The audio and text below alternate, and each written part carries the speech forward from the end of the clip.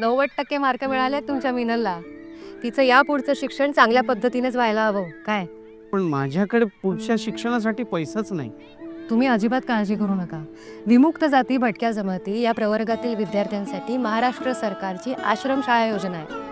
या योजनेत अनुदानित 980 निवासी आश्रमशाळांमधून मुला-मुलींसाठी मोफत निवारा, गरम भोजन आणि दर्जेदार शिक्षण दिलं जातं. त्याशिवाय बिछाना, शालेय साहित्य, वैद्यकीय सुविधा, गणवेश, क्रमिक पुस्तकं या सगळ्या सोयी अगदी मोफत मिळतात. आणि फक्त निवासी नाही, अनिवासी विद्यार्थ्यांना सुद्धा शिक्षणाची संधी मिळते. आज जवळपास 2.25 लाख विद्यार्थी या योजनेचा लाभ घेत आहेत. आणि हे सगळं शक्य झालं ते महाराष्ट्र सरकारच्या प्रयत्नांमुळे.